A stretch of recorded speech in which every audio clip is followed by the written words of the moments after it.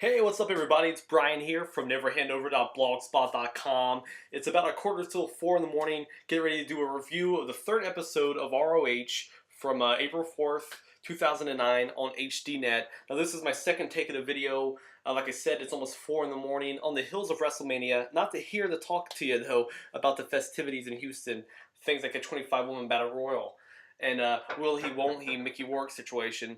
Not going to happen. I am going to talk to you, though, about ROH on HDNet. And I mean, first and foremost, it's very surreal seeing ROH, this grungy independent fed that's basically pulled themselves up from the bootstraps over the last 7 years through hard work and dedication and high definition. Very odd.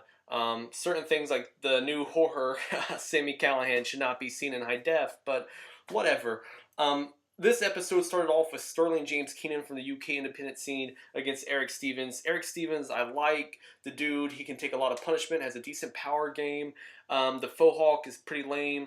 I guess he got a day off being an extra on the set of Night at the Museum too. He kind of has the Ben Stiller facial features. I digress. In this match, now James Keenan, if you haven't seen the guy before, he does have some credibility. He's been on the indies for a long time. He kind of looks like Gavin Spears. Don't know if you remember him. He was the dude that got Future Endeavored. He was on the New Talent Initiative on ACW. Well, anyway, very slender look, a lot of bad tattoo work on the arms. Basically kind of looking like a bad Randy Orton parody at a frat party. But the thing about Gavin Spears, going back to him for a minute, is that when he was polishing his work in OVW, he was better at connecting with the crowd than Sterling Keenan was here at a giant TV taping. Sterling James Keenan, though, the tattoos are bad. He has one around his belly button that was really disturbing. Kind of couldn't get my eyes away from it, that kind of car wreck phenomenon. Not a lot of stuff here. They laid in some of the shots. I think Stevens wants a Dr. Bomb. I give the match a 3. Moving onward. Dark City Fight Club. Corey Chavez, who's my boy on MySpace, what's up? And John Davis. These guys are from Full Impact Pro in Florida. I love this tag team. I was a big fan of Doom back in the early 90s. These dudes remind me of them. They'll hit you hard. They bring that street style. They're just a lot of fun to watch. I think they're going to blossom into something pretty big on the indies, and we'll see where it goes from there. They were taking on the team of Cheech and Cloudy. Don't know if you're familiar with them. I had heard the names in some inner circles of fellow geeks. Never seen them before in action. Regrettably, I was introduced to them tonight on HDNet. They're working a surfing gimmick, which is really weird because they look like two dudes from the suburbs in Philly. Cheech, especially, a lanky kid with a do-rag on, very gangster style. Probably has never seen a beach before. Possibly hit the boardwalk as a kid. Maybe did some ring toss. Tried to win a stuffed animal of Heathcliff for his girlfriend or his pop-pop. Then you have Cloudy, who looks like a community college student with a bad bowl cut. Good thing about Cloudy, though, is that he's a really small kid, so he bumps really well for the giant monsters, the Dark City Fight Club, which is cool. John Davis was laying his stuff in. The Dark City Fight Club has a really awesome finishing move. It's basically you pop your opponent in the air, and then they do a double team powerbomb diamond cutter type thing. It looks a lot cooler than it sounds with me explaining it here. That match I also gave a 3-2, although I enjoyed it much more than the opener, but it was a squash, only went a minute or two. Good introduction for the Dark City Fight Club, though. I look forward to seeing them in Dayton later this month, live against Steen and Generico. Another topic for another time. Third match on the show, Necro Butcher and Chris Hero. Not very good. I mean, 4 years ago in IW Mid-South, these guys probably would have went 25, laid in a bunch of really gnarly shots, killed themselves for our pleasure, for our $15 ticket, which would basically then, in a roundabout way, go to Ian Rotten's habit. I don't know if it's meth or snack foods, but I digress again. Here, however, they get about 5 minutes, and I gotta say, if you're a fan of HDNet, you probably watch things like Sengoku, K1, who else is on there? Dream. You watch Inside the MMA. You see these really well-conditioned mixed martial arts fighters, right? You know, guys that are ripped to the gills. Then you see Chris Hero with that bad beard and hair, and he looks like he just stepped out of his grandma's backyard, trying to do Kurt Angle, Steve Austin spots from 01.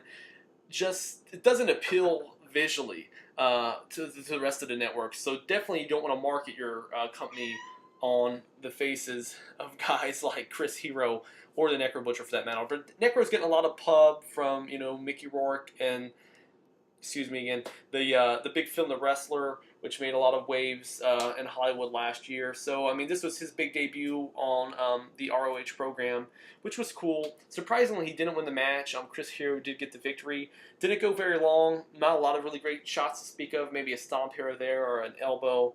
One bump that does come to mind is out on the floor. Necro Butcher did a body slam with the assist of a chair where he tucks it behind the back. If you've seen the spot before, you're familiar with it. It's looked better before. Also, Sarah Del Rey and the rest of Sweet and Sour Inc. was at ringside. They pretty much ate up the first part of the match, jawing with the ref and doing distractions. Kind of an eyesore. Not a very good match. Going to give it a 3, which is definitely below their skill level, unfortunately.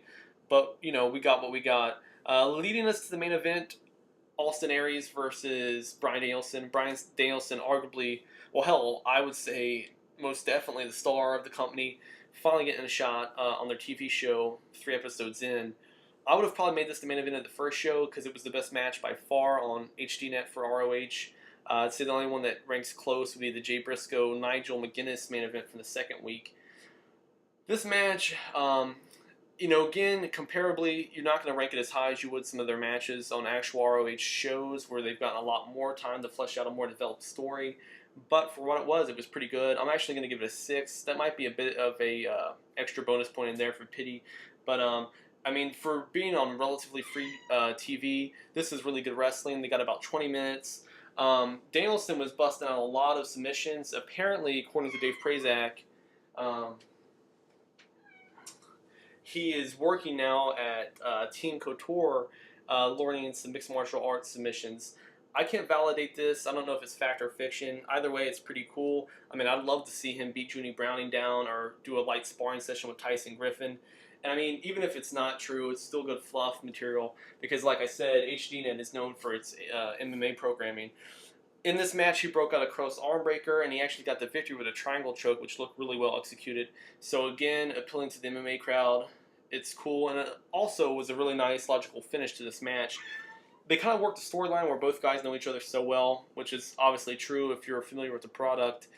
Aries, this was my first time seeing his new persona, kind of hilling it up a bit, more similar to the Austin Starr character that he did in TNA.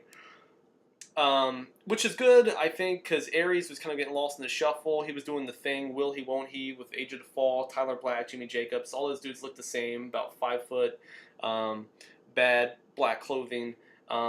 So this kind of separates him from the bunch, which is cool.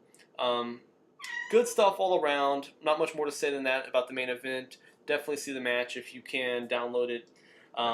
Catch it at a friend's, whatever. That's going to end it for this episode. You might see me in the weeks to follow doing some more of these ROH on HDNet video blogs or other material as well. Thanks for watching. Peace.